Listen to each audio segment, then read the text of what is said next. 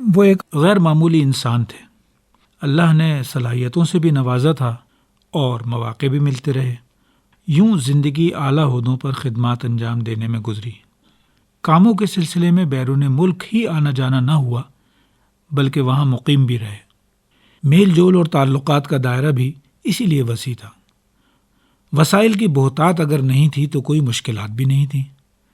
اچھے رہن سہن کا انتظام کر سکتے تھے۔ اب بہرحال ریٹائر ہو چکے تھے اور بیگم کا بھی انتقال ہو گیا تھا۔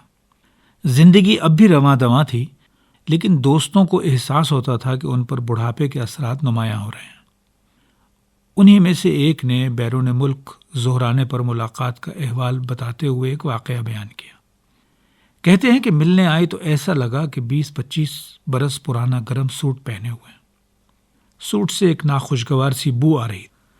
زہرانے کے طے شدہ وقت کے مقابلے میں کافی تاخیر سے پہنچے۔ ان سے تاخیر کی وجہ دریافت کی تو بولے کہ زیر زمین ٹرین سے آ رہا ہوں۔ سفر تو 15-20 منٹ کا تھا، مگر وجہ تاخیر ایک نہیں 3 خیر کے کام ہیں۔ تفصیل دریافت کرنے پر بولے، ٹرین میں میرے سامنے 2 لڑکیاں اور ان کے 2 دوست لڑکے بیٹھے تھے۔ ذرا دیر بعد ایک لڑکا مجھے مخاطب کر کے کہنے لگا، آپ کو اپنے ساتھ کوئی خوشبو لے کر چلنا چاہیے۔ میں نے جواب دیا، شکریہ، میں آئندہ ایسا ہی کروں گا۔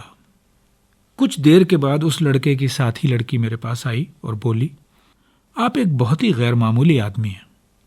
آپ نے میرے ساتھی کی بدتمیزی پر کوئی رد عمل ظاہر نہیں کیا، جبکہ آپ کی طرف سے تو اسے کچھ بھی نہیں کہا گیا تھا۔ کیا میں آپ کے بارے میں کچھ اور جان سکتی ہوں؟ میں نے کہا، میں مسلمان ہوں اور میرا مذہب اسلام یہی سکھاتا ہے۔ اس نے کہا، اپنے مذہب کے بارے میں کچھ اور بھی بتائیے۔ میں نے مختصراً اسلام کے بنیادی عقائد بیان کیے، جن سے وہ بے حد متاثر ہوئی۔ کہنے لگی، کیا میں مسلمان ہو سکتی ہوں؟ میں نے کہا، کیوں نہیں، بہت آسان ہے۔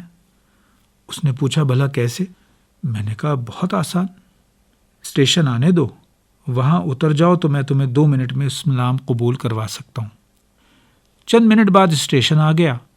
میں نے وہیں پلیٹ فارم کی ایک بینچ پر اسے بٹھایا اور اس کے ساتھی لڑکے کی موجودگی میں کلمہ پڑھا کر مسلمان کیا۔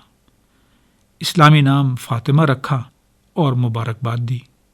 اس نے پوچھا، نام کا مطلب کیا ہے؟ میں نے جواب دیا، یہ رسول اللہ صلی اللہ علیہ وسلم کی انتہائی نیک صاحبزادی کا نام ہے، جو ایک عظیم خاتون تھی۔ اس نے کہا، میں ایسا مقدس نام کیسے رکھ سکتی ہوں؟ میں تو اپنے دوست اس لڑکے کے ساتھ رہ رہی ہوں اور یہ تو گناہ ہے۔ میں نے کہا، اللہ معاف کرنے والا بے حد مہربان ہے، تم دونوں باقاعدہ نکاح کر لو۔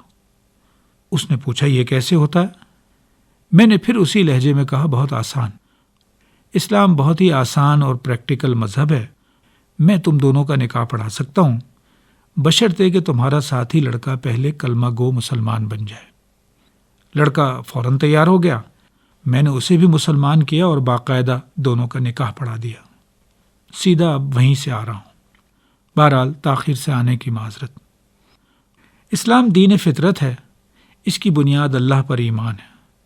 اس ایمان کے تقاضے اور ان تقاضوں کی تکمیل کی بہت سی تفصیلات ہیں، جن کا علم اور جن پر عمل ضروری ہے۔